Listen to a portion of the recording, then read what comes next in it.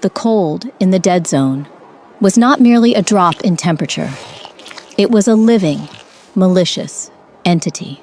It possessed teeth, invisible and razor-sharp, that gnawed through the threadbare wool of Alara's cloak and sank deep into her marrow. Every step she took through the knee-deep drifts was a battle against gravity and exhaustion. The wind howled through the skeletal trees, a mournful dirge that sounded suspiciously like the wailing of all the wolves who had died out here, forgotten and unburied. Alara paused, leaning her small frame against the frozen trunk of a pine tree to catch her breath. Her lungs burned with every inhalation of the icy air, a stinging reminder of her own fragility. She pulled the tattered edges of her scarf higher, covering her nose, trying to preserve the precious little warmth remaining in her body. Even through the layers of wool and grime, she could smell herself, that cursed, sickly sweet scent that had ruined her life before it had even truly begun. They called her the Bleeding Runt. It was a cruel name, stripped of all humanity, but in the Grey Moon Pack, names were earned by strength, and Alara possessed none. She was an Omega of the lowest order, a creature born with a defect so dangerous it was considered a blight upon the Packlands. Her blood did not clot. A simple paper cut could bleed for days. A bruise could turn into an internal hemorrhage that would leave her bedridden for weeks. But the physical weakness was not the reason for her exile to the outskirts of the territory. It was the smell. Alara's blood smelled like ambrosia. It smelled like the sweetest spring nectar, like pure, concentrated desire.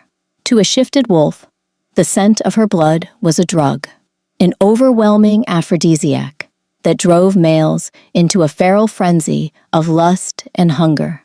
She was a liability, a walking distraction, and so she lived her life wrapped in bandages, covered in wood ash and mud to mask her scent, invisible and untouched. Find the frost root, the beta had sneered at her this morning, shoving her out the back gates of the compound. And if you come back empty-handed, Runt, don't bother coming back at all. We'll leave you for the rogues. Alara looked down at her woven basket. It was empty, save for a few withered stems. The blizzard had descended hours earlier than predicted, burying the forest floor in a thick blanket of white. Finding a frost root in this weather was impossible. It was a death sentence disguised as an errand. She pushed off the tree, her legs trembling. If she stopped moving, she would freeze. If she returned empty-handed, she would be beaten. And a beating was a death sentence for someone with her condition. She was trapped between the indifference of nature and the cruelty of her kin. A gust of wind nearly knocked her over, whipping her hair across her face.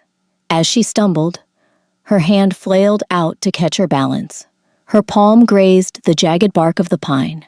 A sharp sting, hot and immediate, flared in. The center of her hand. Alara froze. The world seemed to stop spinning. Terror, cold and absolute, washed over her. She pulled her hand back, clutching it to her chest, her eyes wide. She peeled back the gray, fingerless glove. There, stark against her pale skin, was a thin red line, a scratch, a tiny, insignificant scratch that would be nothing to a normal shifter. But for her, it was a catastrophe. A bead of ruby-red liquid welled up, bright and glistening. "No," she whispered, her voice cracking. "No, please." She fumbled in her pocket, her numb fingers clumsy, as she retrieved a small pot of salve and a strip of linen she always carried. She had to seal it, immediately, before the wind carried the scent, before the monsters in the dark caught the drift of her sweetness.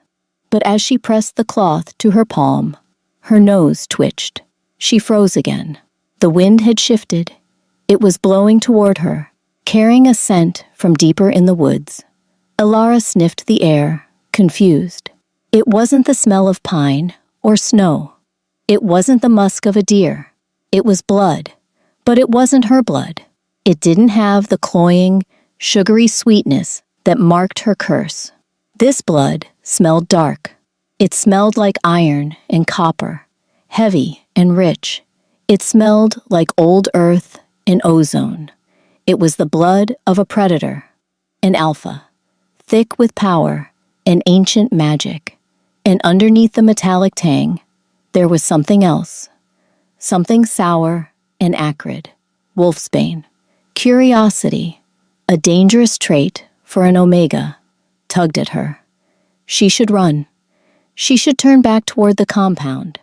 Empty basket or not.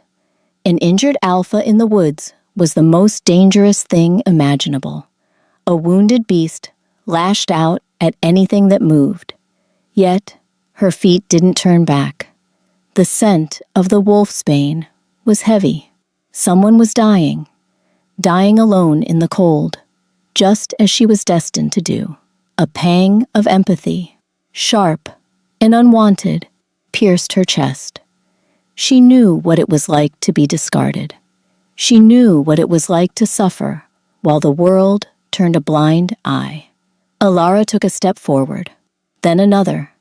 She followed the trail of the scent, the iron tang growing stronger with every yard, overcoming the smell of the storm. She crested a small ridge and looked down into a ravine. There, nestled against the side of a granite cliff, was a shallow cave, its mouth partially obscured by a fallen log. The snow around the entrance was disturbed, stained with dark, almost black patches that Elara knew were frozen blood.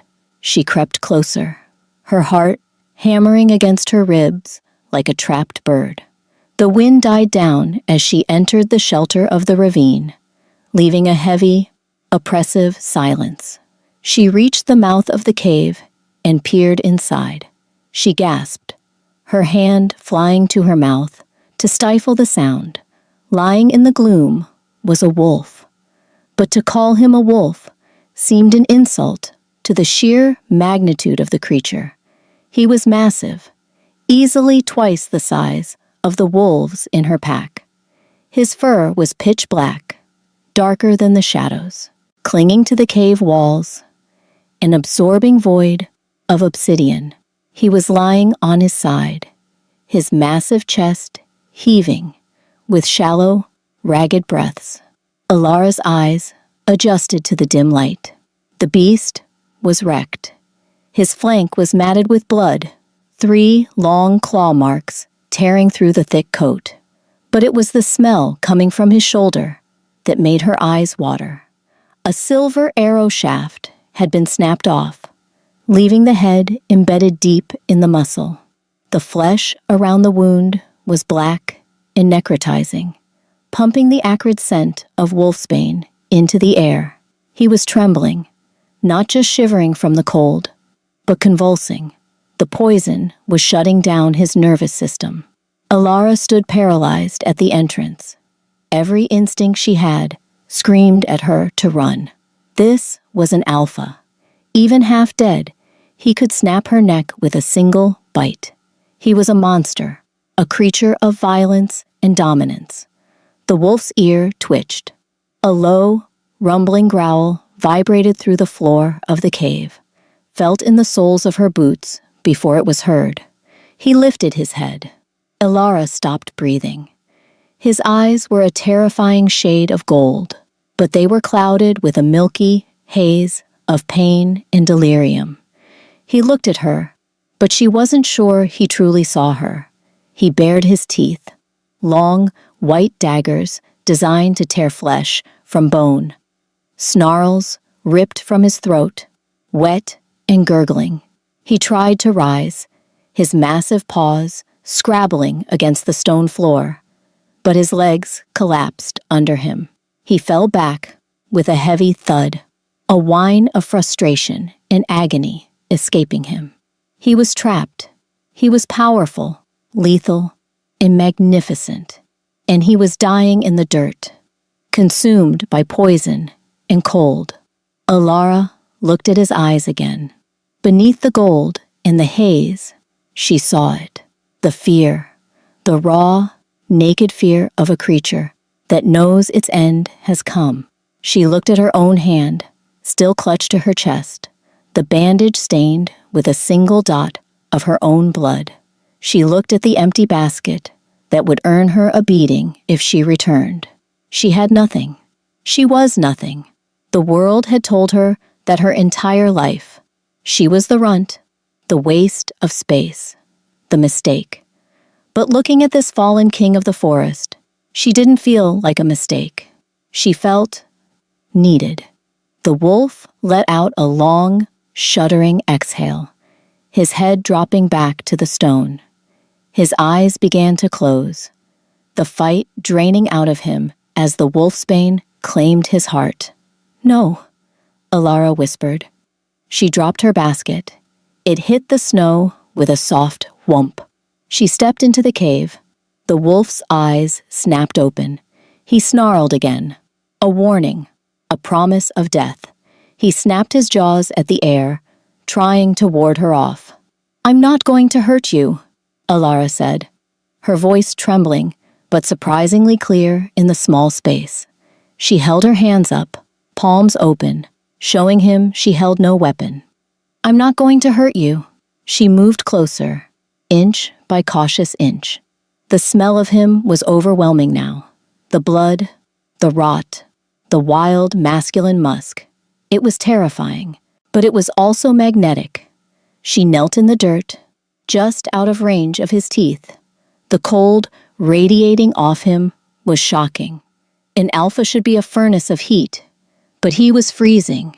His body was prioritizing his organs, pulling warmth from his extremities to fight the poison.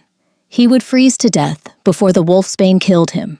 He watched her, his growls subsiding into weak, hitched breaths. He was too weak to fight her anymore. He was watching her the way a prey animal watches the predator, waiting for the killing blow. He thought she was here to finish him off. Alara reached out. Her hand hovered over his massive head. She could feel the coarse texture of his fur even before she touched it. She could see the tension in his muscles, coiled tight as stone. "You're dying," she whispered softly. "And I'm supposed to be gathering roots." She looked back at the storm raging outside the cave mouth. The whiteout was total now. There was no going back. Not today. She turned back to the wolf. She unclasped her cloak. It was thin, patched wool, barely enough to keep her alive. But it was all she had. With shaking hands, she laid the cloak over the wolf's shivering flank. The wolf flinched at the touch, a ripple of muscle rolling down his spine. But he didn't snap. He let out a soft huff of air, his golden eyes fixing on hers with a sudden, piercing clarity. Alara didn't pull away. She sank down into the dirt beside him, ignoring the damp cold seeping into her knees.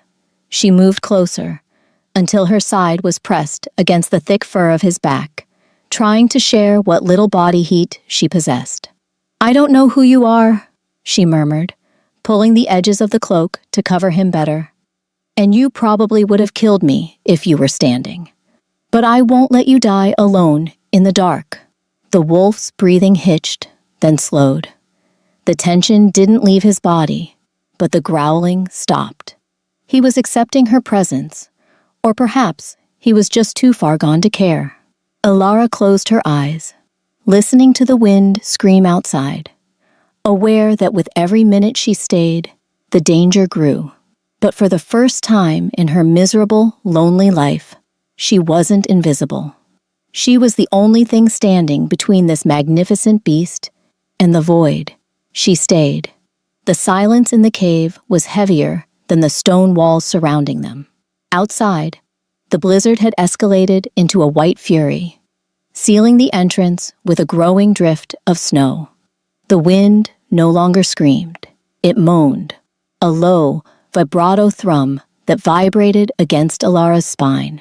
But inside, the only sound was the wet, rattling breath of the dying wolf.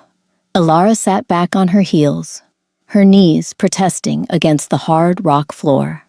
She had done what she could to make him comfortable, arranging her meager cloak over his core, tucking the edges under his massive flank to trap the heat. But it wasn't enough. She placed a trembling hand on his shoulder, avoiding the blackened ruin where the arrow had struck. He was freezing. The icy chill radiating from his fur was terrifying. It was a cold that spoke of slowing hearts and thickening blood. His body was losing the battle. "You're too big," she whispered, her voice sounding small and foolish in the gloom. "I can't warm you like this." The wolf didn't respond. His eyes were closed now, his head heavy on the dirt. Occasionally, a tremor would seize his massive frame, starting at his paws and rolling up his spine like a shockwave. Every tremor was weaker than the last. Alara looked around the cave, desperation clawing at her throat. She needed heat, fire. She crawled deeper into the shadows of the fissure, her hands sweeping over the floor. The cave was dry, thankfully, shielded from the worst of the moisture. Her fingers brushed against debris, dried pine needles blown in from previous storms, twigs, a few thicker branches dragged in by some long-gone animal. It wasn't much, but it was a start. She gathered the kindling into a small pile near the wolf's head, careful not to get too close to his jaws. Even dying, an alpha's reflex could take her hand off. She dug into the pouch at her waist, retrieving her flint and steel. They were old, worn down from years of use, discarded by the pack warriors, and scavenged by her. Strike. A spark died in the cold air. Strike. Another spark, swallowed by the dark. Strike. "Come on," she hissed, her fingers aching. "Please." On the fourth strike, a spark caught a cluster of dried moss. A tiny orange glow bloomed. Alara huddled over it, shielding it with her body, feeding it oxygen with soft, frantic breaths. She fed it a pine needle, then a twig. The flame grew, licking hungrily at the wood. Slowly, agonizingly, the fire took hold.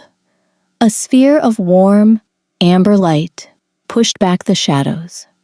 It illuminated the wolf fully for the first time, and Alara gasped. In the firelight, the damage was horrific. The veins spreading from the arrow wound weren't just black. They were pulsing with a sickly, necrotic green. The poison was alive, hunting down his vitality. She recognized the pattern of the infection immediately. She had seen it once before, years ago, when a young sentry had been grazed by a rogue's poisoned blade. He had died screaming within the hour. This wolf had lasted much longer. His strength must be godlike to have survived this far, but even gods could bleed. Alara reached into her basket, though she knew it was empty. She turned her pockets inside out. Lint, a smooth stone, a piece of string, nothing. She had no king's foil, no silverbane, no antidotes.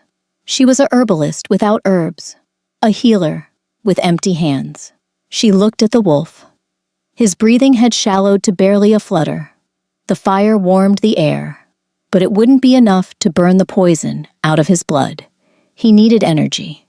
He needed a surge of vitality to kickstart his healing factor. He needed life. A memory surfaced from the depths of her childhood, a hushed whisper between two elders she had eavesdropped on while scrubbing the floor. They spoke of the Omega Curse. They spoke of the sweet blood, not just as a lure for lust, but as a potent, forbidden source of power. The blood of the cursed is life, they had said. It is the nectar of the moon. It drives men mad, but it can pull a wolf back from the brink of the abyss. Alara looked at her left hand. She looked at the thin, pale skin of her wrist, where the blue veins hummed with the very fluid that made her a pariah. It was suicide. Her blood didn't clot. If she opened a vein, she risked bleeding out right here beside him. She risked becoming a corpse to save a corpse. And even if she survived the blood loss, the scent of her blood in a confined space with a feral alpha, it would be like tossing a match into a keg of gunpowder. If the blood revived him, the lust might consume him. He could tear her apart in a frenzy of need. The wolf whimpered again.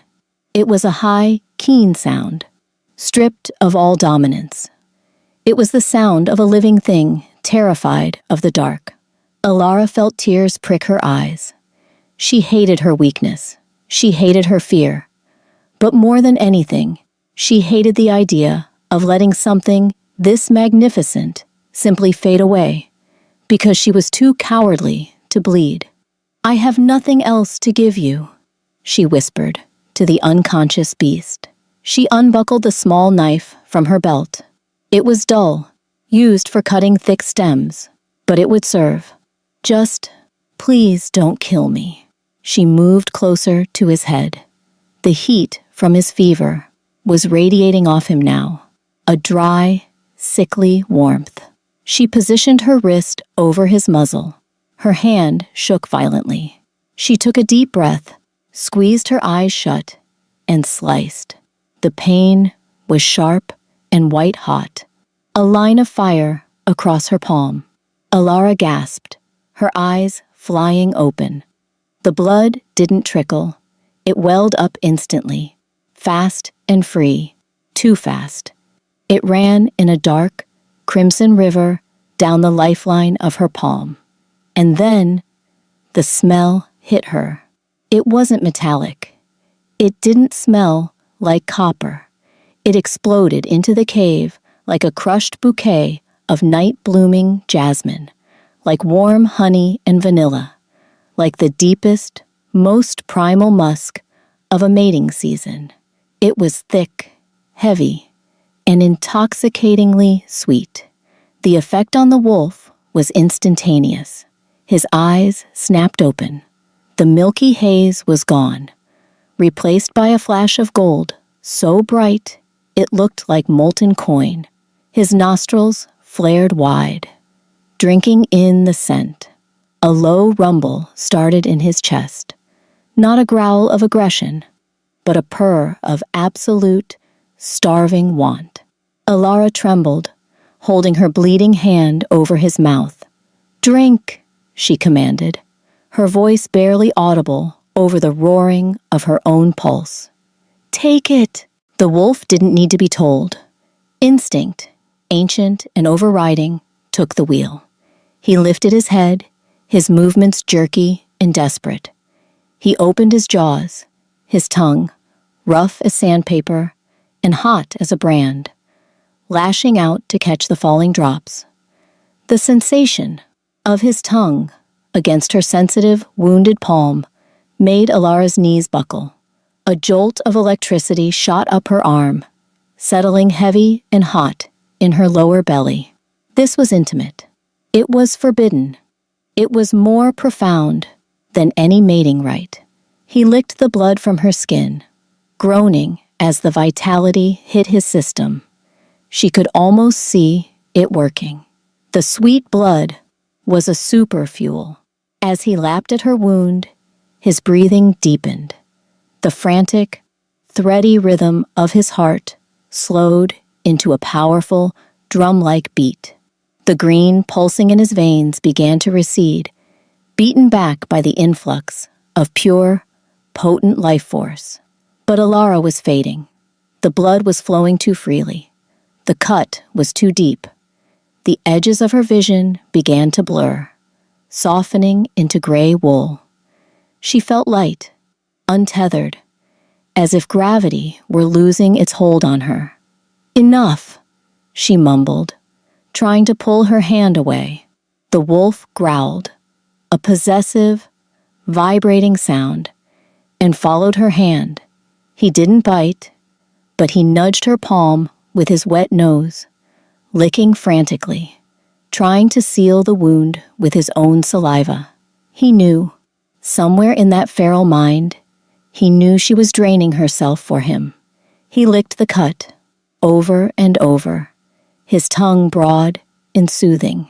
The enzymes in alpha saliva were a powerful coagulant, usually reserved for mates or pups.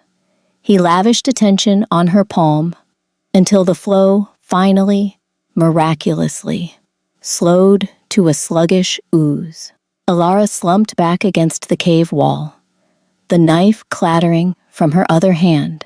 She was dizzy. The cave was spinning slowly to the left. She felt cold, colder than she had outside. The blood loss had sapped her internal heat. She looked at the wolf. He was no longer convulsing. He was watching her. His head was raised, his golden eyes clear and focused, locked onto her face with an intensity that made her breath hitch. He wasn't just an animal anymore. There was a man in there, a man who saw her. He let out a soft woof of air and nudged her thigh with his massive head. "I'm okay," she lied, her teeth chattering. "I'm just cold."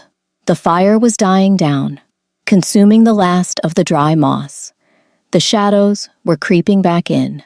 Alara wrapped her arms around herself, shivering violently. She was going into shock. She had saved him, but she had doomed herself. The wolf shifted. He groaned, the sound deep and pained, as he forced his massive body to move. He didn't stand. He was still too weak for that, but he dragged himself across the stone floor.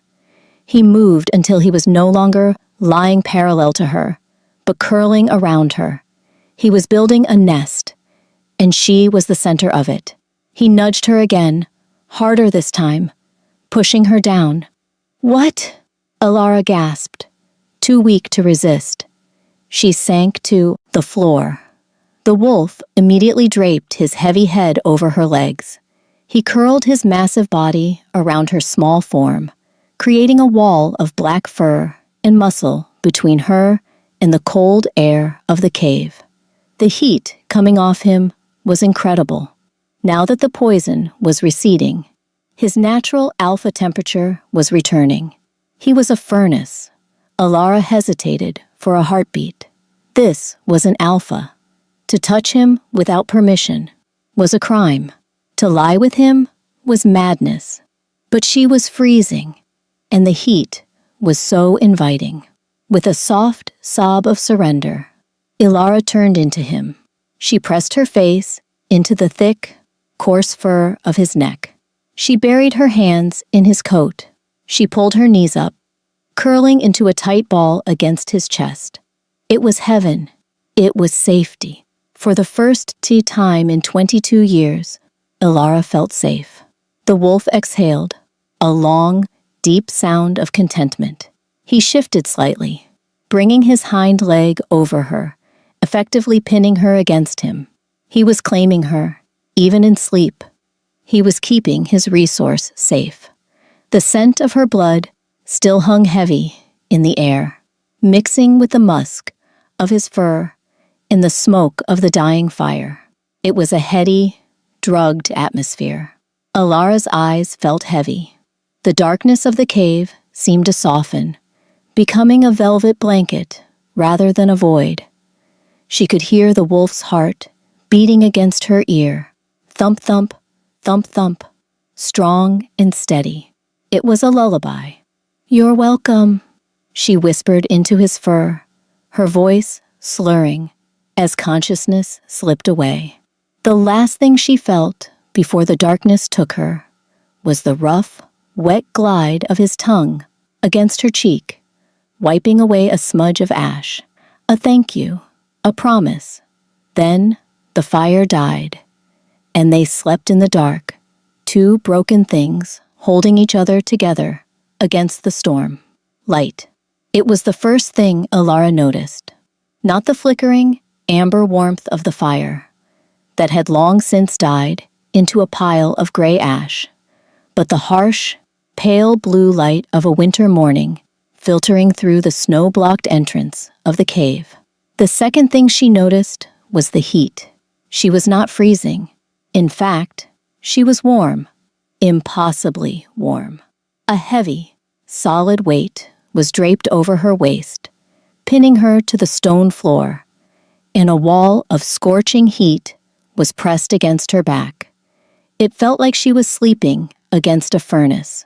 Memory returned in a sluggish, disjointed trickle. The storm, the wolfsbane, the giant black wolf, the knife, the blood, the blood. Alara gasped, her eyes flying open. She tried to sit up, but a wave of nausea rolled over her, slamming her back down. The world spun dizzily. She was weak, her limbs feeling like they were filled with lead. She had lost too much. She had given too much. She blinked, trying to clear her vision. She expected to see the coarse black fur of the wolf. She expected to smell the wet, animal musk of the beast. Instead, she was looking at skin, bronze, sun-starved skin, stretched taut over hard muscle.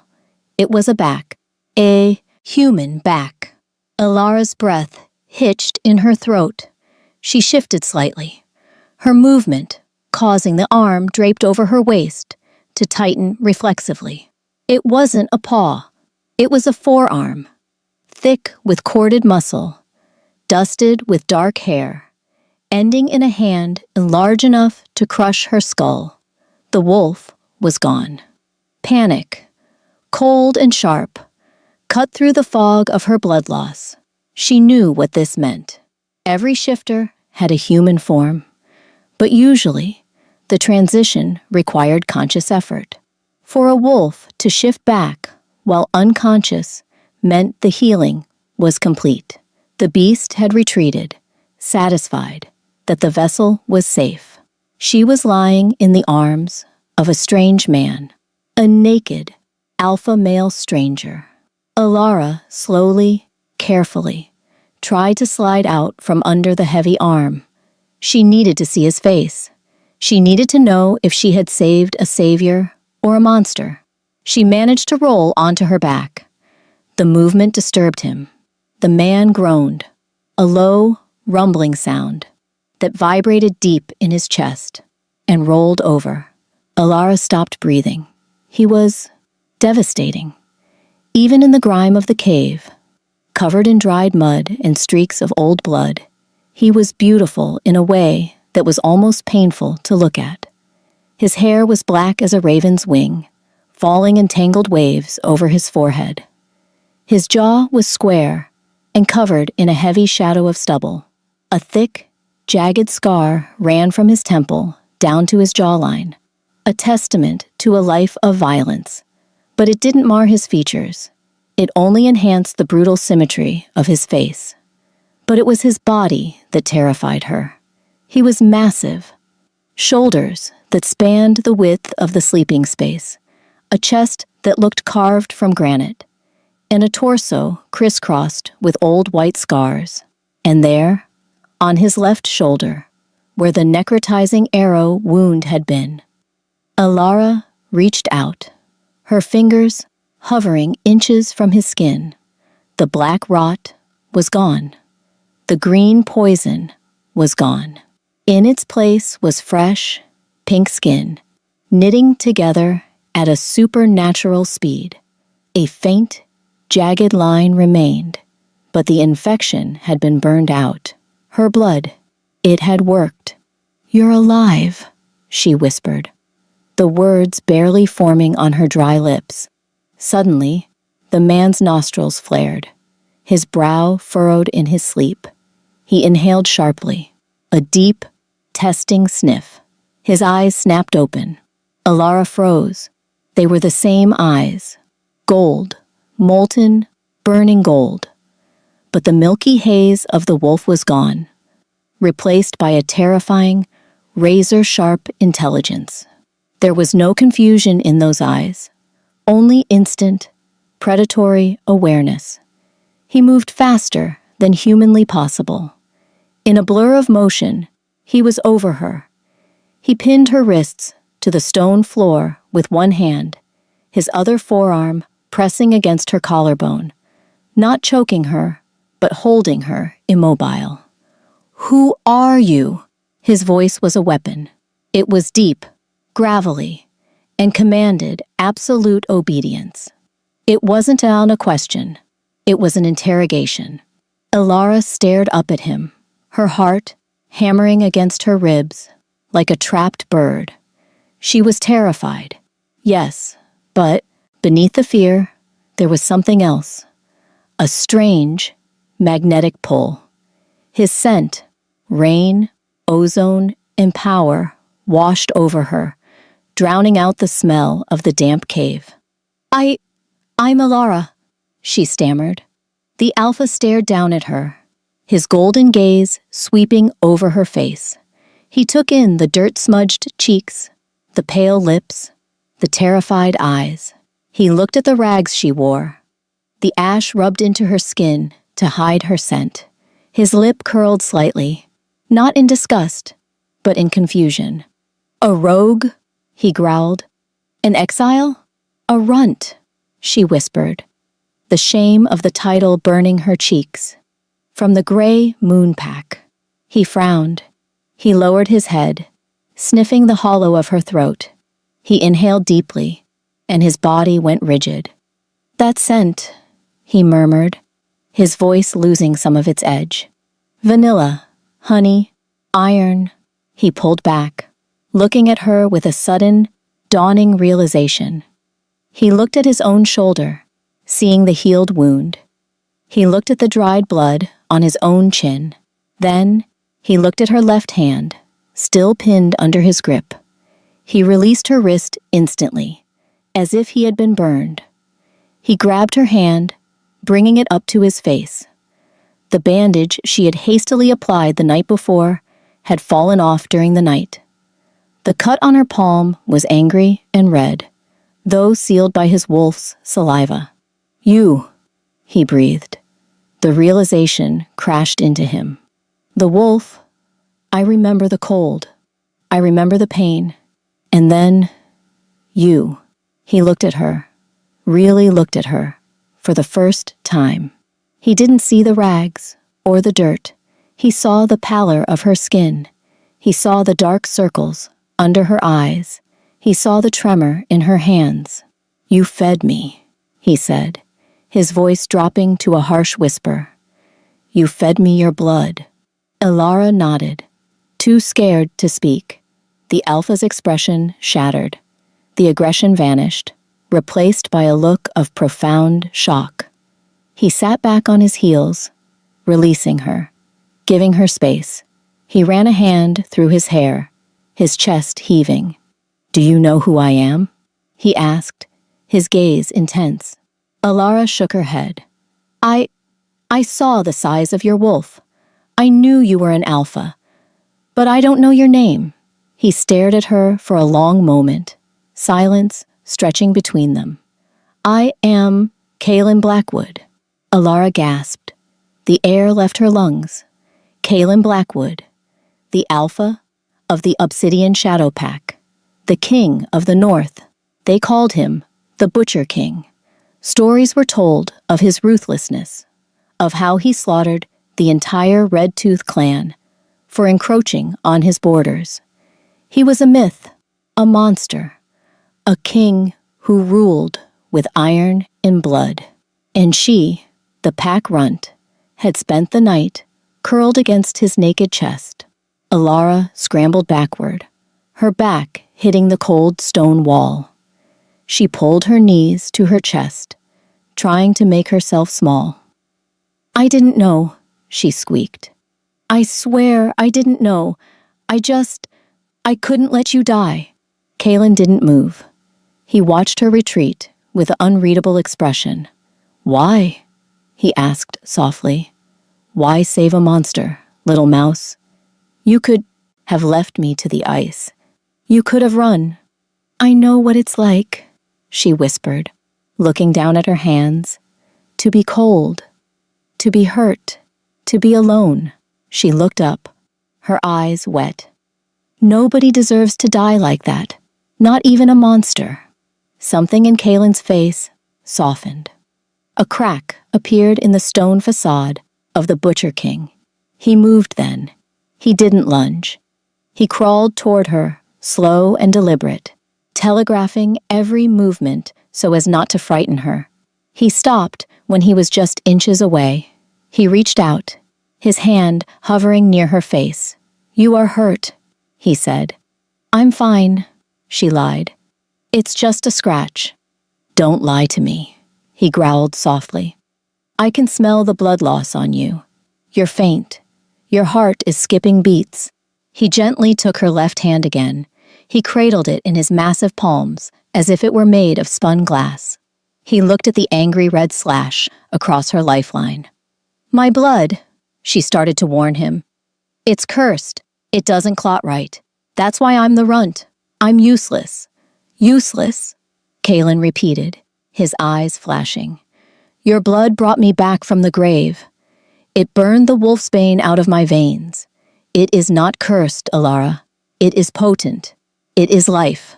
He lifted her hand to his lips. Alara's breath hitched. What are you doing? Healing what I took, he murmured. He didn't just kiss her hand.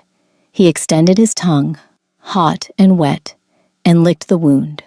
Alara cried out, a soft, involuntary sound.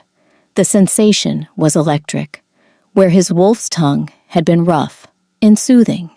The man's tongue was skilled and deliberate. He licked the length of the cut, his saliva tingling against her skin. It was an act of claiming. In shifter culture, licking a wound was something only done between mates or parents and children. It was the ultimate sign of protection. He pulled back, his eyes locked on hers. The wound on her hand was no longer angry red. It had turned a soft pink, sealed shut by the alpha enzymes. Better? He asked. Alara nodded, her face burning. Yes? Kaelin didn't let go of her hand. He intertwined his fingers with hers. The contrast was stark. His large, scarred, tanned hand engulfing her small, pale, fragile one. You gave your life force to save me, Kaelin said, his voice solemn, possessing the weight of a royal decree. You risked the rage of a feral beast. You risked bleeding out in the snow. He leaned in, his forehead resting against hers. Alara stiffened, then melted. He was so warm. I was alone in the dark, he whispered. I was ready to let go, and then I tasted you. Sweet, strong. He pulled back slightly to look her in the eyes. You are no runt, Alara. You are the reason the king still draws breath. He reached behind him and grabbed the tattered remains of her wool cloak. He wrapped it around her shoulders, tucking it tight under her chin. Then, he grabbed his own fur pelt, the one he had shifted out of, or perhaps a remnant of his clothing that had survived the shift, and draped it over her as well. Can you stand? He asked. I think so. She tried to rise, but her legs were water. She stumbled. Kaelin caught her before she dropped an inch. He swept her up into his arms as easily as if she weighed nothing more than a snowflake. He held her high against his chest, her head resting in the crook of his neck. I can walk, she protested weakly. No, he rumbled, the vibration traveling through her body. You have done enough walking. You have done enough bleeding. He walked toward the mouth of the cave. He kicked the snowdrift apart with a bare foot, ignoring the cold. He stepped out into the blinding white of the morning. The storm had passed. The world was silent and buried in snow. Alara looked at the vast, frozen landscape. Where are we going? My pack. They'll be looking for me. To punish me. Kalen stopped. His arms tightened around her, his grip bruising in its intensity. A low growl ripped from his throat, terrifying in its violence. Let them look, Kalen snarled, his eyes scanning the horizon for any threat. Let them come. He looked down at her, and the ferocity in his eyes promised violence to the world and safety to her. You are not going back to them, Alara. You belong to the Obsidian Pack now. But I'm a nobody, she whispered. No, Kalen corrected her. He leaned down, his lips brushing her ear. You bled for me. Now I bleed for you. You are mine. He stepped forward, carrying her away from the Grey Moon territory, his bare feet leaving deep prints in the snow, marking a path toward a future she never dared to dream of. We go home, he said, and if anyone tries to take you from me, I will burn this forest to the ground. Alara closed her eyes, resting her head against the steady, thundering beat of his heart. For the first time, the sweet blood felt less like a curse and more like destiny. She was safe. The monster had her, and he wasn't letting go. The transition from the dead zone to the border of the Grey Moon territory was marked not by a change in landscape, but by a shift in the air. The oppressive silence of the wild gave way to the faint, acrid scent of wood smoke and the distant, muffled sounds of a pack preparing for the day. Alara lay curled against Kalen's chest, her cheek pressed to the hard muscle of his shoulder. He carried her with an ease that bordered on insulting to the laws of physics. She was not a small child, but in his arms, she felt weightless. Every step he took was a testament to a power she couldn't comprehend. He was barefoot in the snow, wearing nothing but the tattered remains of trousers and the fur pelt draped over her. Yet he radiated a heat so intense it kept the winter chill at bay. We are close, Kalen rumbled. His voice vibrated through her ribs, a low warning note. Your heart is beating faster. They'll be waiting, Alara whispered, a tremor of conditioned fear running through her. The beta, Silas, he waits at the perimeter to check the baskets. Let him wait, Kalen said, his jaw tightening. As they cleared the final line of trees, the gray expanse of the pack grounds came into view. And just as she feared, a patrol was there.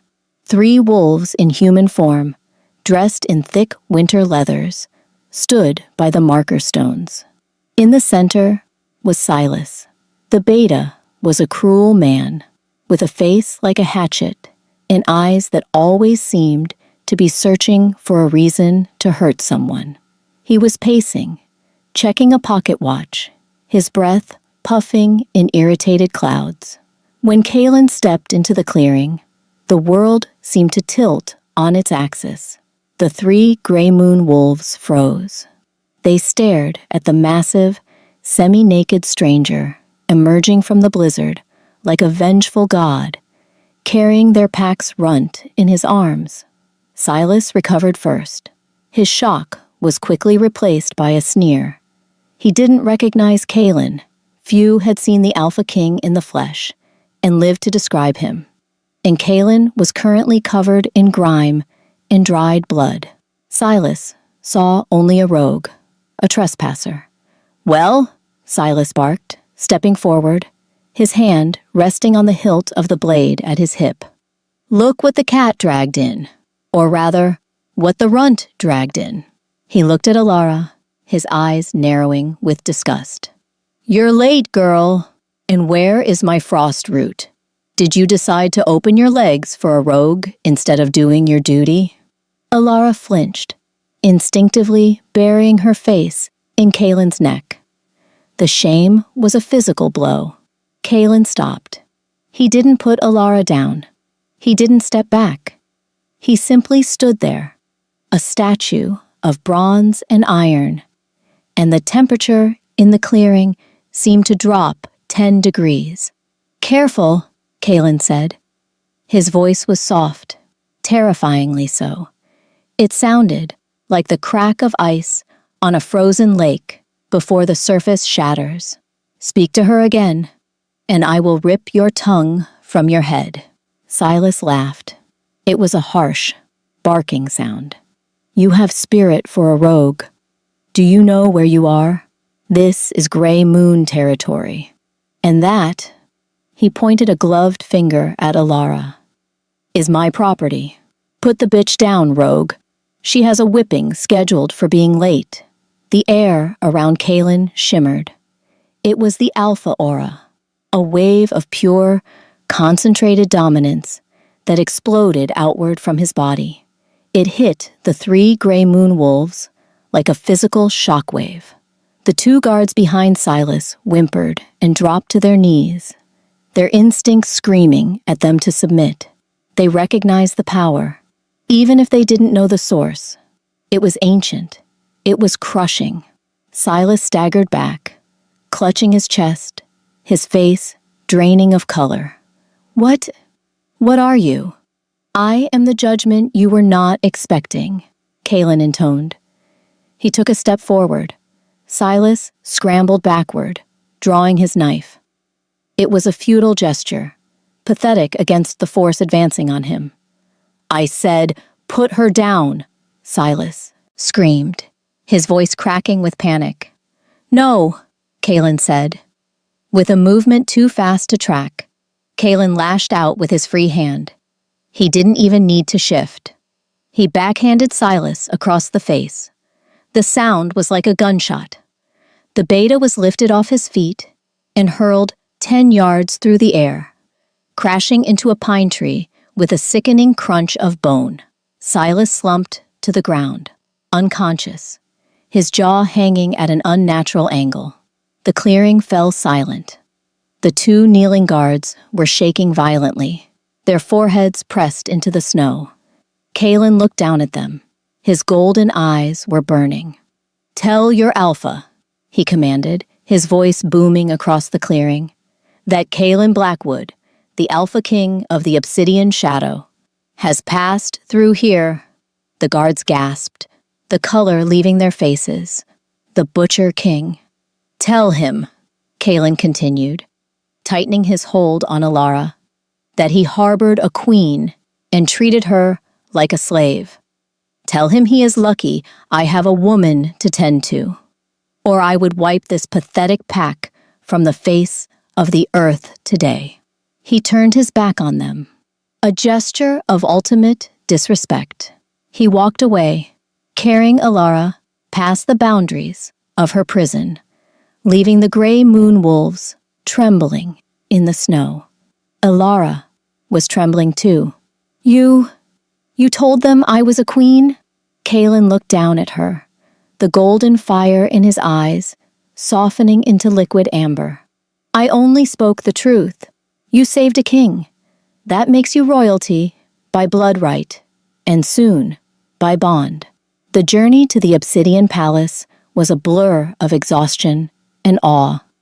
Kalen had summoned his own detail not long after leaving the Gray Moon lands, and a sleek, black armored transport had whisked them away. Alara had fallen asleep in the back seat, her hand clutching Kalen's tunic. When she woke, she was being carried again. They were indoors. The air was warm and smelled of cedar and expensive beeswax. She blinked her eyes open to see soaring ceilings of black marble, illuminated by chandeliers that held real fire. Banners of silk, embroidered with a silver wolf's head, hung from the walls. "We are home," Kalen murmured against her hair. Servants in crisp uniforms stopped in the corridors, bowing low as their king passed. Their eyes widened when they saw the bundle in his arms, a small, dirty woman wrapped in the king's own furs, smelling of dried blood and the ash of the dead zone.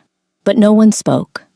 Kalen's expression dared anyone to question her presence. He didn't take her to the infirmary. He didn't take her to the guest quarters. He kicked open the double doors at the end of the grand hall, the king's chambers. The room was vast, dominated by a massive bed, draped in black velvet and furs. A fire roared in a stone hearth, large enough to roast a stag. But Kaelin walked past the bed, straight into the adjoining bathing chamber. It was a sanctuary of steam and stone, a sunken pool, carved from a single piece of dark granite, was filled with steaming water. Kaelin set her down gently on a velvet bench. Her legs were shaky, and she swayed. He steadied her, his hands large and warm on her waist. "Maids!" he barked toward the door. 2 women appeared instantly, towels in hand, looking terrified. "Yes, Your Majesty." Kaelin looked at Alara. He saw how she flinched at the presence of the strangers. He saw the way she pulled the fur tighter around her body, ashamed of her rags, ashamed of her scars. "Leave the oils and the towels," Kaelin commanded, "and the food. Then get out." "But sire, the washing—" "I will do it," Kaelin growled. The maids' jaws dropped, but they scurried to obey, leaving trays of scented oils, soft sponges, and a platter of roasted meat and bread before fleeing the room. The door clicked shut. Silence returned, heavy and intimate. Kaelin turned to Alara. "You are safe here," he said, his voice dropping to that rough, gentle timbre he reserved only for her. "No one will touch you but me, and I will never hurt you." He reached out and unclasped the fur cloak. It slid to the floor, pooling at her feet. Alara stood shivering in her tattered tunic and leggings, holes worn through the knees, stained with mud and the blood of her sacrifice. She felt ugly. She felt small. She crossed her arms over her chest. "I'm dirty," she whispered. "I smell like ash." "You smell like life," Kaelin corrected her. He stepped closer. With efficient, clinical hands, he peeled away the ruined layers of her clothing. The wool was stuck to her skin in places, and he was infinitely patient, working the fabric loose without causing her pain. When she was finally standing nude before him, she squeezed her eyes shut, waiting for the rejection, waiting for him to see the ribs showing through her skin, the bruises from the pack, the scars from years of clumsiness and cruelty. Instead, she heard a sharp intake of breath. "They starved you," he murmured. The anger in his voice was a low rumble of thunder, directed at those who had harmed her. "I will hang them for every meal you missed." He lifted her again, stepping down into the sunken pool. The water was hot, biting at her frozen skin in a delicious rush. He sat on the submerged bench, pulling her into his lap. The water rose to her chest, milky with the bath salts he had tossed in. The heat seeped into her bones, loosening the knots of tension that had defined her existence for years. Kaelin took a sponge, soaked it in the water, and began to wash her. He started at her shoulders. He scrubbed away the gray ash she used to hide her scent. He washed the mud from her arms. He was meticulous, his movements reverent. As the grime washed away, the true scent of her, that cursed, beautiful vanilla and honey, began to rise with the steam, filling the room. "Look at you," Kaelin whispered. Alara opened her eyes. She looked down at her arm. The skin was pale, creamy, and unblemished beneath the dirt. Kaelin reached for a jar of oil, sandalwood and rose histel, poured it into his palm, and rubbed it into her skin. His calloused fingers glided over her collarbone, down her arms, avoiding the healing cut on her palm. "You hid this," he said, tracing the line of her jaw. "You hid your beauty." "I had to," she said, her voice trembling. Because of the scent. Because of the curse. It is not a curse here, Kaelin vowed. He cupped water in his hand and poured it over her hair, rinsing out the tangles. Here, it is a gift. You are the only thing in this world that smells like peace. He reached for the platter of food on the rim of the pool. He tore off a piece of warm, crusty bread, dipped it in the rich gravy of the roast, and held it to her lips. Eat. Alara opened her mouth. The flavor exploded on her tongue. Salt, fat, rosemary, yeast. She moaned, a sound of pure pleasure. She hadn't eaten anything but stale crusts and watery stew in weeks. Kaelin's eyes darkened as he watched her eat.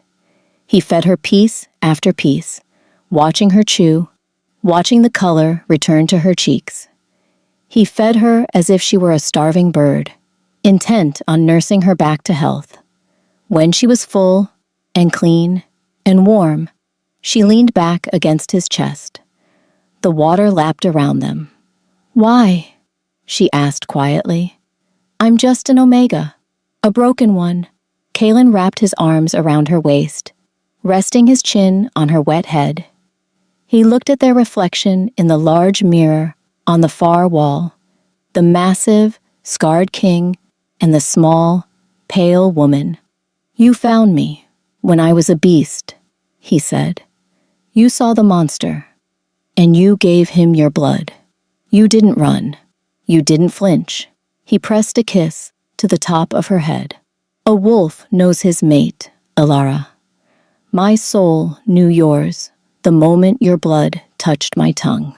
You are not broken. You are the other half of me."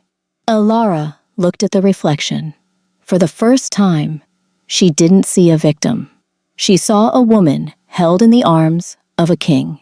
She saw the way he looked at her, with a possessiveness that promised to burn down the world to keep her safe. She closed her eyes, letting the warmth of the water and the warmth of the Alpha seep into her soul. The cold of the dead zone felt 1,000,000 miles away.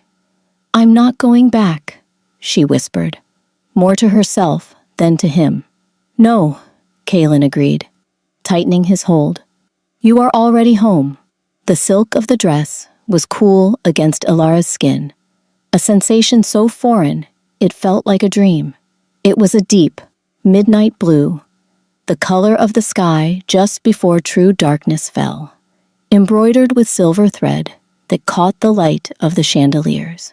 For the first time in her life, she didn't look like a scavenger. She looked, almost, like she belonged. But she didn't feel like she belonged. Standing in the center of the king's private receiving room, Alara felt like a child playing dress-up in a giant's castle. The room was oppressive in its grandeur. Black marble floors, heavy tapestries depicting wars won by the obsidian pack, and furniture carved from dark, ancient wood that looked heavy enough to crush her. Kaelin was pacing. He had been dressed by his valets in the formal black and gold uniform of the Alpha King, a stark contrast to the naked, vulnerable man she had held in the cave. The uniform made him look broader, harder. The collar concealed the healing bite of the frost, but nothing could hide the tension radiating off him. "I should not leave you," Kaelin growled, stopping his pacing to look at her. His golden eyes were dark with frustration. "Not yet. It is too soon." Alara stepped forward, her hand reaching out to touch his arm, before pulling back, remembering her place. "You have a council to lead, Kaelin. You said the assassination attempt came from within. You have to find them." Kaelin captured her retreating hand. He pressed it to the center of his chest, right over his heart. "The traitors can wait. My wolf does not want to leave you." "I'll be safe," she promised, forcing a smile she didn't quite feel. "I'm in your chambers. Who would dare come in here?" "No one who values their life," Kaelin stated, his tone grim. He squeezed her hand, his thumb tracing the bandage on her palm. I have posted 4 of my elite guard at the doors. Do not leave this room, Alara. Not for anything. I will return before the sun sets. He leaned down, stealing a quick, fierce kiss that left her breathless, tasting of coffee and dominance. Then, with a swirl of his heavy cape, he was gone. The heavy oak doors boomed shut, locking with a definitive thud. Alara was alone. The silence of the palace was different from the silence of the woods. It was watchful. She wandered the room, trailing her fingers over the spine of a leather-bound book, touching the petals of a black orchid in a crystal vase. She felt safe, yes, but also exposed. She was the runt of Grey Moon, wrapped in the king's silk, waiting for the world to realize the mistake. An hour passed, then 2. A knock came at the door, not the heavy, rhythmic pound of a guard, but a sharp, staccato rap. Alara froze. "Who is it?" "Service, my lady," a voice called out. It was female, smooth and polite. "The king requested refreshments be brought to you." Alara hesitated. Kaelin hadn't mentioned food, but he had been obsessed with feeding her earlier. It seemed like something he would do. "Come in," she called. The door opened, but it wasn't a maid who entered. The woman who swept into the room was stunning. She was tall, statuesque, with hair like spun silver and eyes the color of ice. She wore a gown of crimson velvet that hugged every curve of her predatory frame. She moved with the fluid, lethal grace of a hunting cat. Behind her, the elite guards were nowhere to be seen. Alara took a step back, her heart leaping into her throat. You aren't a servant." The woman laughed. It was a cold, tinkling sound, like glass breaking on stone. She closed the door behind her, leaning against it casually. "Observant little thing, aren't you?" "No, I am, Lady Vesper, daughter of the High Beta, and until yesterday, the intended queen of this pack." Alara's blood ran cold. The rival. "Where are the guards?" Alara whispered, backing away until her hips bumped against the heavy oak table. "Distracted," Vesper said, waving a manicured hand dismissively. "My father has called them away for a security breach in the West Wing. It buys us a few minutes of girl talk." Vesper pushed off the door and began to circle the room. Her eyes locked on Alara. She sniffed the air, her nose wrinkling in distaste. "So," Vesper purred, her voice dripping with venom, "this is the creature Kaelin dragged out of the mud. I expected more. You're tiny. You look like you'd snap in a strong wind." "I saved his life," Alara said, her voice shaking but defiant. "Did you?" Vesper stopped, standing just a few feet away. She loomed over Alara, her height advantage significant. "Or did you just stumble upon him and drug him with that stench of yours?" Vesper leaned in, inhaling sharply near Alara's neck. She recoiled, a look of genuine disgust warring with something darker in her eyes. "Gods!" Vesper hissed. "It's cloying. You smell like a bakery, like sugar and rot. You smell like prey." Alara flushed, wrapping her arms around herself. "It's my curse. I can't help it." "A curse?" Vesper sneered. "It's a dinner bell, little mouse. You think Kaelin wants you? You think an alpha of his power could ever truly mate with a defective Omega runt?" She laughed again, harsh and mocking. "He is confused. He was poisoned, delirious. He smelled something sweet and edible, and his instincts took over. He doesn't want a queen. He wants a snack." "That's not true," Alara whispered, but the words struck deep, hitting the very core of her insecurity. "He claimed me. He claimed a warm body to heat his bed," Vesper corrected, stepping closer, crowding Alara against the table. "Look at you. You have no muscle, no magic, no lineage. You are a genetic mistake. Do you really think the Obsidian Pack will bow to you? We are wolves, girl. We follow strength. And you..." Vesper reached out, her fingernail, sharp and manicured to a point, tracing the line of Alara's throat. "You are nothing but a walking blood bag. Leave me alone," Alara said, turning her face away. "I don't think I will," Vesper murmured. Her eyes flashed with a sudden, violent impulse. "I want to see what makes you so special. I want to see if you bleed gold." Vesper shoved her. It wasn't a playful push. It was a beta strength shove, fueled by jealousy and rage. Alara flew backward. She tried to catch herself, but her hip struck the edge of the heavy oak table.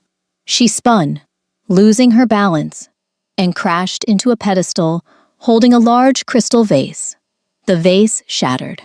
Alara hit the floor hard, the breath leaving her lungs in a pained whoosh. Shards of crystal rained down around her. "Oops," Vesper deadpanned, towering over her. "Clumsy," Alara gasped, pushing herself up. A sharp, stinging pain flared in her forearm. She looked down. A jagged shard of crystal, long as a dagger, had sliced across her right forearm. It wasn't a deep wound, but for Alara, depth didn't matter. "No," she breathed. The blood welled up, bright, ruby red. It didn't bead, it ran. It poured from the cut, soaking into the sleeve of the midnight blue dress, turning the silk black. And the scent hit the air. It was instantaneous. The smell of vanilla, honey, and raw, potent attraction exploded in the confined space. It was suffocatingly sweet. Vesper's eyes widened. Her nostrils flared. She had intended to bully, perhaps to bruise, but she hadn't anticipated the potency of the blood itself. "What?" Vesper stepped back, her hand going to her throat. Her pupils dilated, swallowing the ice blue of her irises.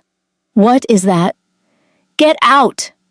Alara screamed, clutching her arm, trying to staunch the flow with her other hand.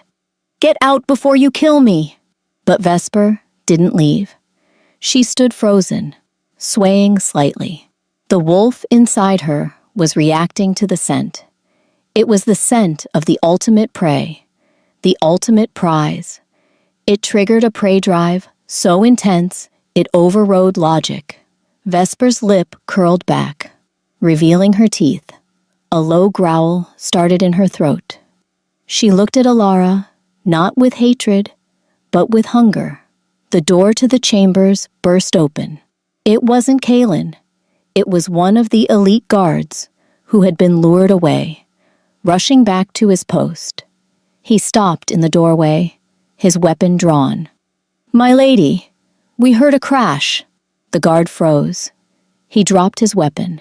His head snapped toward Alara, his eyes instantly turning entirely black. The scent hit him like a physical blow. He groaned, a sound of pure, agonized want. "Mine," the guard whispered, stepping into the room, forgetting his duty, forgetting his king. "No!" Alara scrambled backward, sliding on the marble floor, leaving a streak of red behind her. Vesper shook her head, trying to clear the fog.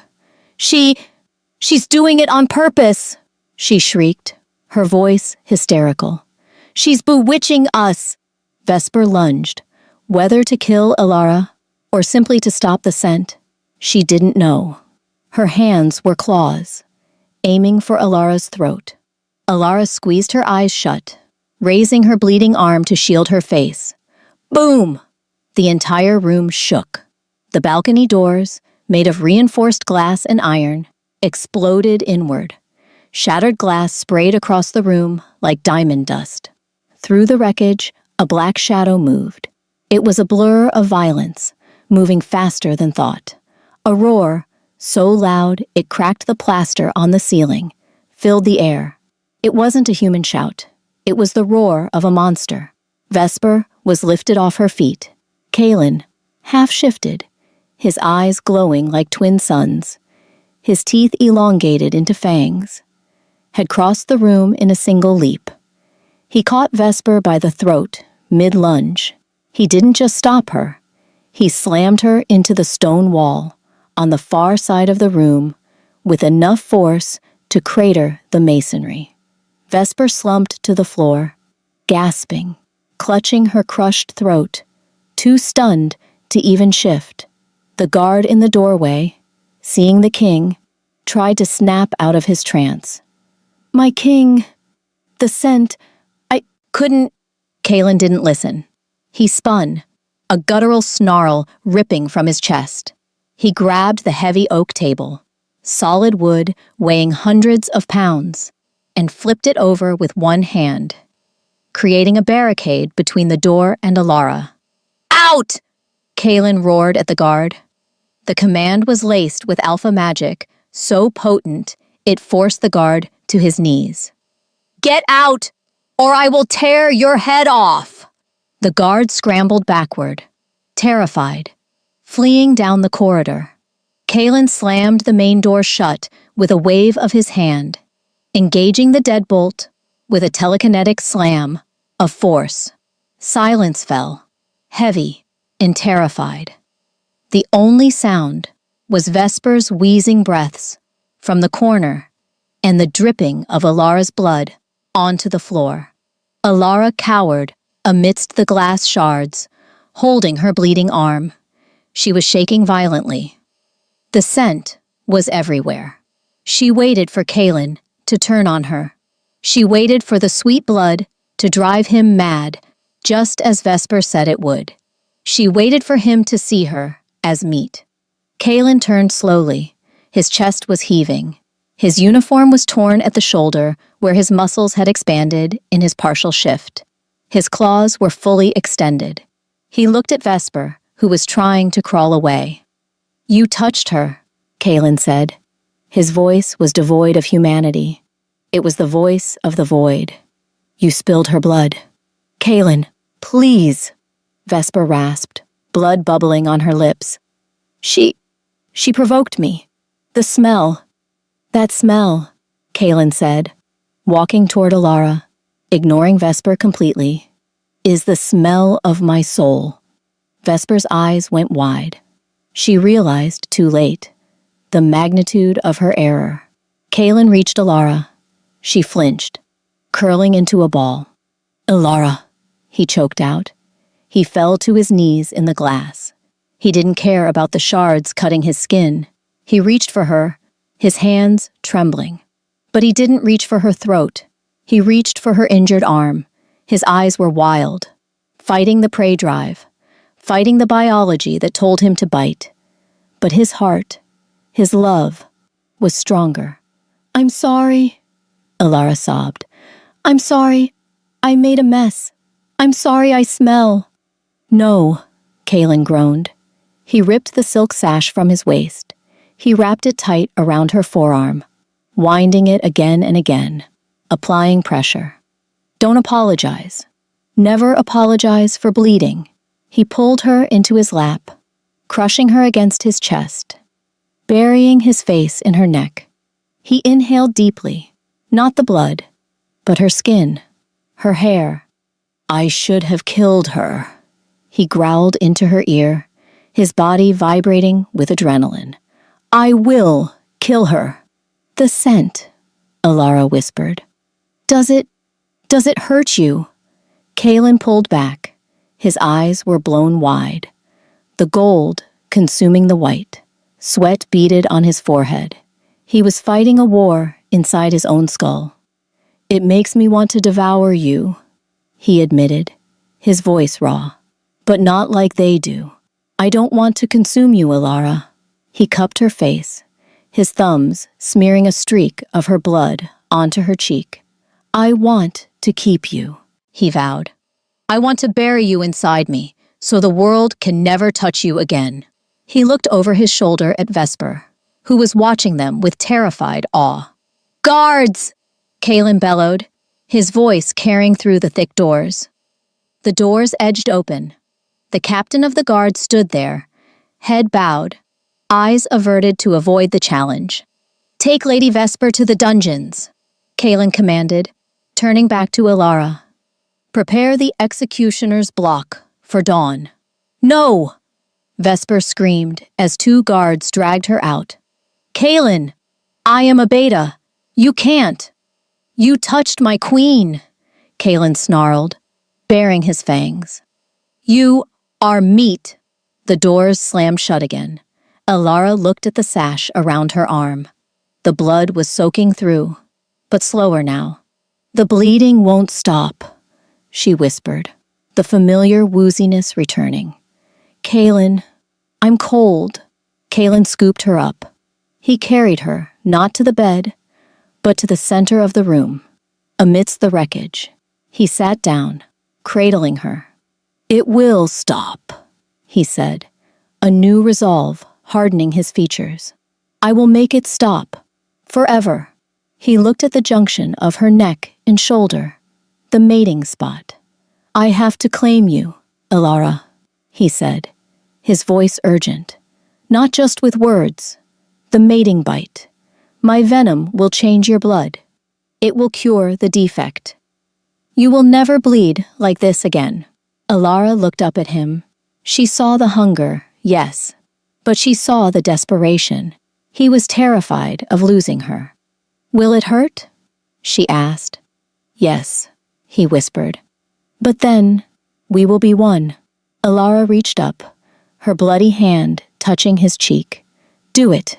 Kaelin lowered his head, his fangs grazing the sensitive skin of her neck. He paused, his breath hot against her pulse. For eternity, he whispered, and then he bit down. The pain was absolute, a white-hot spike that drove through the tender muscle of her shoulder and anchored itself deep in her soul. Alara cried out, her back arching off the floor, her fingers digging into Kaelin's shoulders. It felt less like a bite and more like a branding iron, searing his name into her very essence. But then, the pain shattered. It dissolved into a rush of liquid fire that poured from his fangs into her veins. It wasn't blood. It was venom. It was magic. It was the concentrated, ancient power of the Alpha King. Alara gasped, her eyes flying wide open, staring up at the shattered ceiling of the chamber. She could feel the change happening in real time. It started at the wound on her neck, a golden warmth that raced down her arm, hunting the injury caused by the crystal shard. She felt the skin knit together, the flesh sealing with a speed that made her head spin. The steady, terrifying drip of her own blood stopped instantly. The warmth didn't stop there. It flooded her chest, wrapping around her heart, forcing it to beat in a new, powerful rhythm. Thump, thump, thump, thump. It matched the thunderous beat of the man holding her. It sank into her bones, chasing away the marrow-deep cold that had plagued her since birth. The fragility, the sensation of being made of glass, always one slip away from shattering, evaporated. In its place was iron. In its place was a durability she had never known. Kaelin pulled back slowly, his chest heaving against hers. His mouth was stained with the last drops of her mortal blood, but his eyes were shining with triumph. He licked the bite mark on her neck once, sealing it forever. It is done, he rasped, his voice vibrating not just in her ears, but in her mind. Alara blinked, The world looked different. The colors were sharper. The dust motes, dancing in the light of the chandeliers, seemed to hum with energy. She could smell the snow outside, the ozone of the storm, the fear of the guards in the hall, and the overwhelming, grounding scent of him. She looked at her forearm.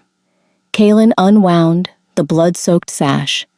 Beneath it, there was no wound, not even a scar, just smooth, pale skin that hummed with a faint, golden luminescence. "My blood," she whispered, her voice stronger, devoid of the tremor that used to define it. It stopped. "You are no longer bound by the weakness of your birth," Kaelin vowed. Pulling her to her feet, she stood. And for the first time in her life, she didn't feel lightheaded. She didn't feel faint. She felt solid. She felt like she could tear the heavy oak doors off their hinges if she tried. "I can hear them," Alara said, turning her head toward the balcony. "The pack. They are gathering." "They know," Kaelin said, stepping up behind her, wrapping his massive arms around her waist. The bond release sent a shockwave through the territory. "They know their queen has been chosen." He walked her to the shattered balcony doors. The cold wind rushed in, but Alara didn't shiver. She welcomed it. It felt crisp and invigorating against her heated skin. Kaelin kicked the remaining glass aside and led her out onto the stone terrace overlooking the courtyard. Below, thousands of wolves had gathered, the Obsidian Shadow Pack. Warriors, elders, pups. They stood in the snow, a sea of dark fur and grim faces. They had heard the roar. They had smelled the blood. They were waiting for judgment. When Kaelin stepped into the light, a hush fell over the crowd. He didn't speak immediately. He brought Alara forward, positioning her in front of him, his hands resting possessively on her shoulders. The wind caught her hair, blowing it back from her face. The scent that drifted down to the courtyard was no longer just vanilla and honey. It was changed. It was tempered by the dark, heavy musk of the Alpha King. It no longer smelled like prey. It smelled like power. "Behold!" Kaelin's voice boomed, amplified by his alpha command, rolling over the courtyard like thunder. "The runt of Grey Moon is dead." A ripple of confusion went through the crowd. "She died in the snow," Kaelin continued, his grip on Alara tightening. "She died giving her blood to save your king when he was fallen. She died so that I could live." He looked down at the crowd, his golden eyes blazing. "And from her sacrifice, a queen is risen." He took Alara's left hand, the hand with the scar from the cave, and raised it high. "This is Alara Blackwood," Kaelin roared.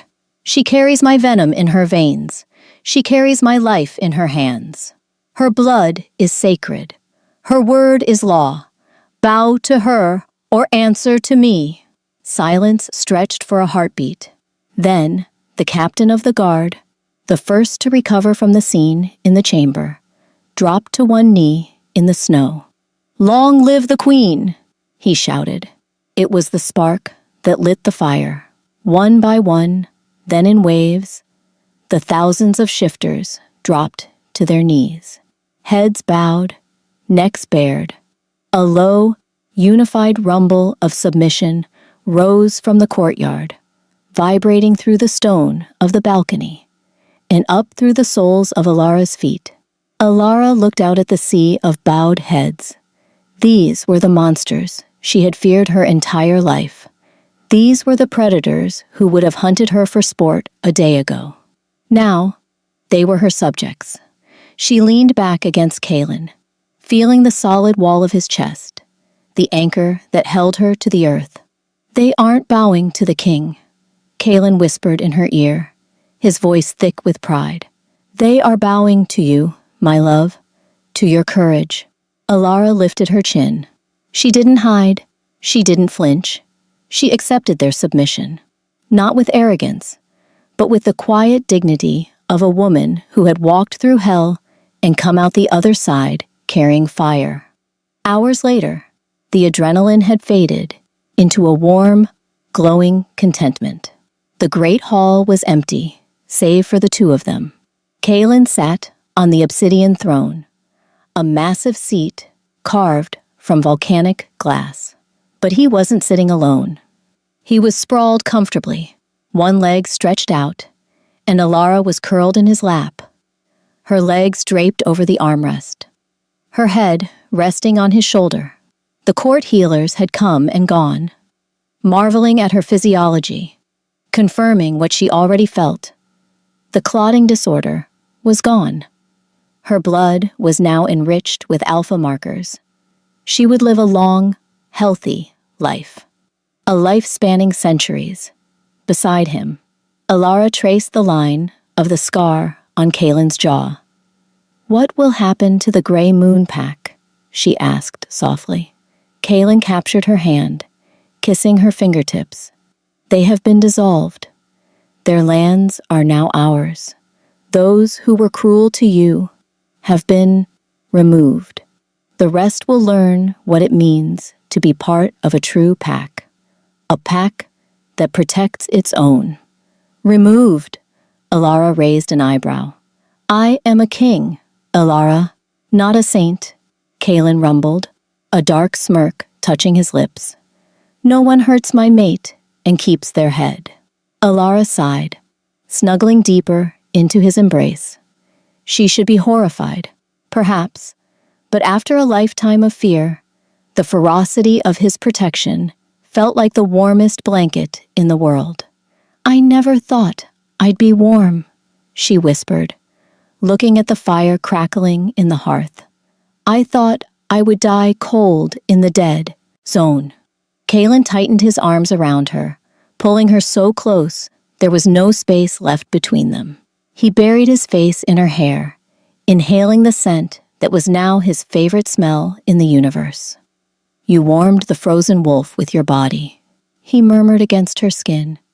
"You gave me everything you had.